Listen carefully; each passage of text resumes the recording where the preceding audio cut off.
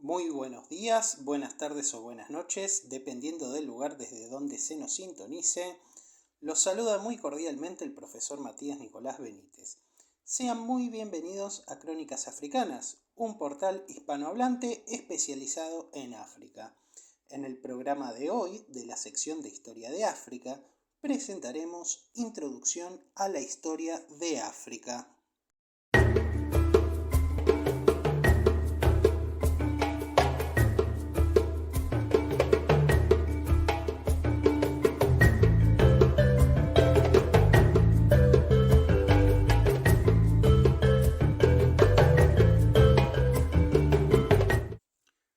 Para hablar de historia de África, sí o sí tenemos que introducirnos en la historiografía africana y averiguar cuáles son sus enfoques y cuáles son sus desafíos.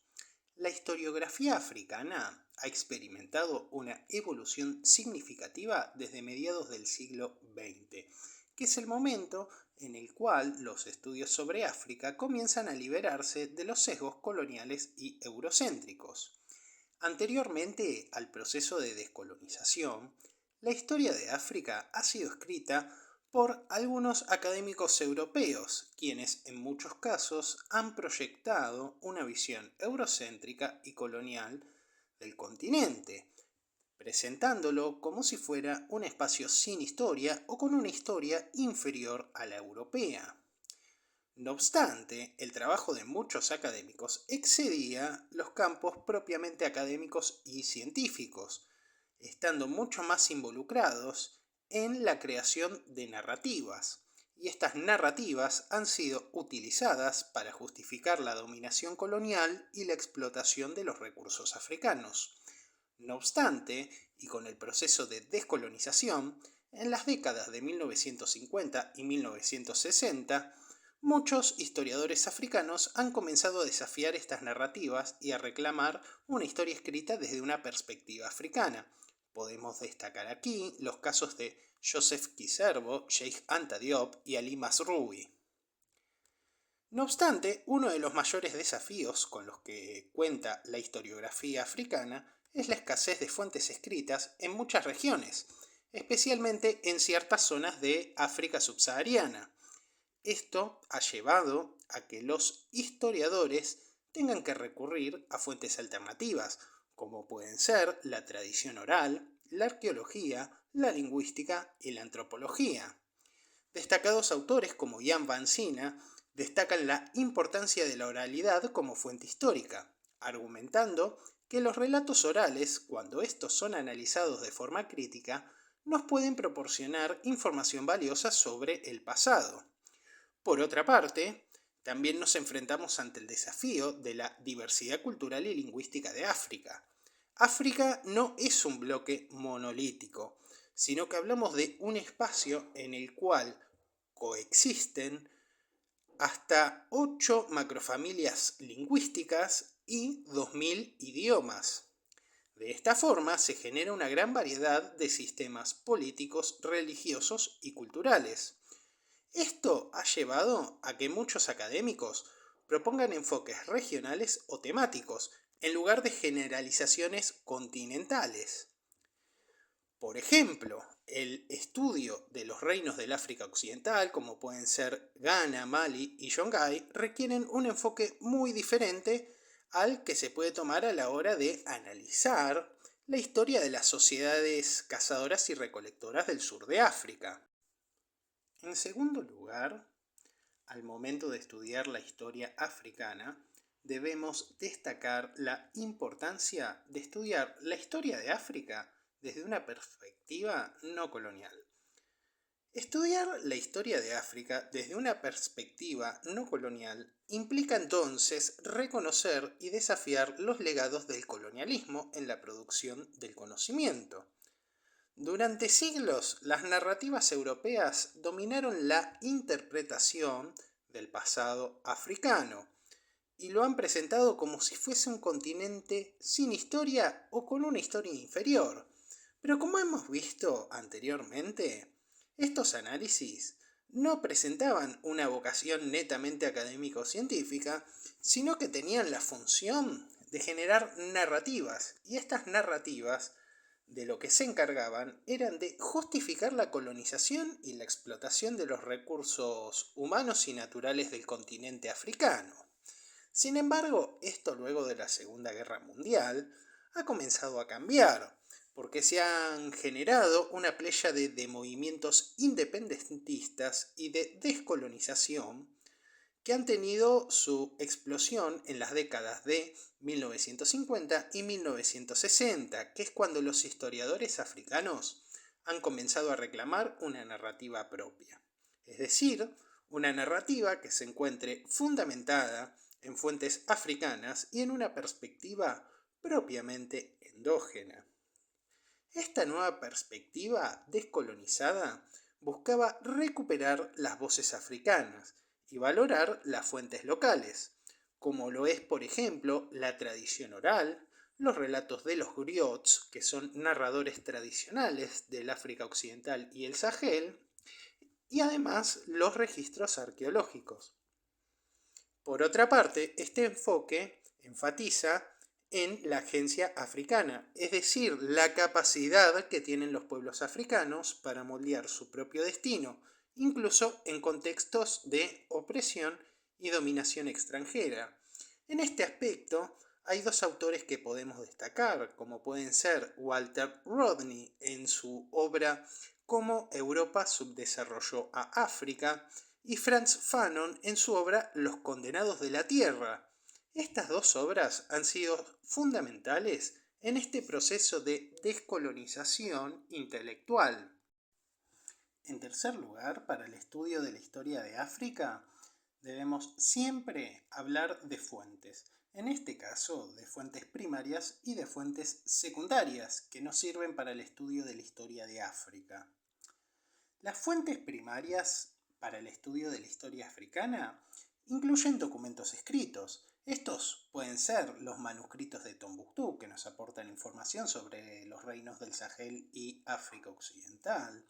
Las crónicas árabes medievales, como pueden ser, por ejemplo, las obras de Ibn Battuta, al-Bakri e Ibn Khaldún. Y los registros coloniales europeos. Sobre todo aquellos que nos dan información muy fáctica y desprovistas de algunas apreciaciones de carácter más ideológico que propiamente académico. Sin embargo, en muchas regiones de África, las fuentes escritas son escasas, lo que ha llevado a que los historiadores tengan que recurrir a fuentes alternativas, como lo pueden ser la tradición oral, la arqueología, la lingüística y la antropología. La tradición oral, por ejemplo, ha sido una herramienta fundamental para poder reconstruir la historia de las sociedades tradicionales que no han desarrollado sistemas de escritura. Autores como Jan Banzina han destacado la importancia de la oralidad como fuente histórica, argumentando que los relatos orales, cuando se los analiza de forma crítica, pueden proporcionar información valiosa sobre el pasado africano. Además, en muchos casos, estos relatos han coincidido con algunos descubrimientos que ha podido realizar la arqueología, la lingüística y la antropología. Por ejemplo, la arqueología nos puede detallar muchos usos y costumbres en sociedades que eran altamente complejas, pero que no han desarrollado la escritura o no han dejado tantos registros escritos sobre hechos históricos. La arqueología nos proporciona restos materiales sobre construcciones, pero también sobre organización social, sobre producción, información climática del momento, posibles conflictos o relaciones de intercambio. Y tanto la lingüística como la antropología nos permiten agrupar a los pueblos africanos en distintas familias de pueblos. Y ello nos facilita también poder realizar paralelismos en lo respectivo a la constitución de modelos políticos, religiosos, culturales, sociales y económicos. Por otra parte, las fuentes secundarias pueden ser incluidas en aquellas obras académicas que interpretan y analizan a las fuentes primarias. En este aspecto podemos destacar a autores como Basil Davidson en su obra África, Historia de un continente, y John Ilife en su obra Los africanos, Historia de un continente. Estas obras han realizado contribuciones significativas en este campo del saber. Además, han trabajado de forma multidisciplinaria junto a la arqueología, la lingüística y la antropología. De esta forma, estas herramientas que nos han aportado nos permiten reconstruir el pasado africano de una forma escrita y organizada, sobre todo en aquellas regiones en donde las fuentes escritas son limitadas. Por último, en lo respectivo al estudio de la historia africana, debemos manejar una serie de conceptos clave. Estos conceptos son oralidad, identidad y diversidad cultural. La oralidad es un concepto central en el estudio de la historia africana, ya que muchas sociedades africanas han transmitido su historia, cultura y valores a través de la palabra hablada.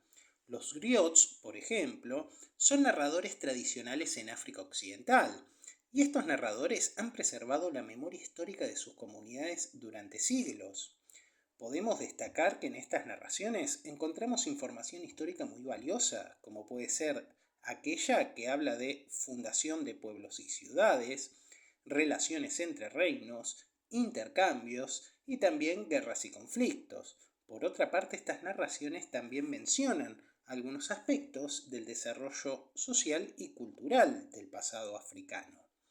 La oralidad no es simplemente un sustituto de la escritura, sino que es una forma compleja y sofisticada de transmisión del conocimiento.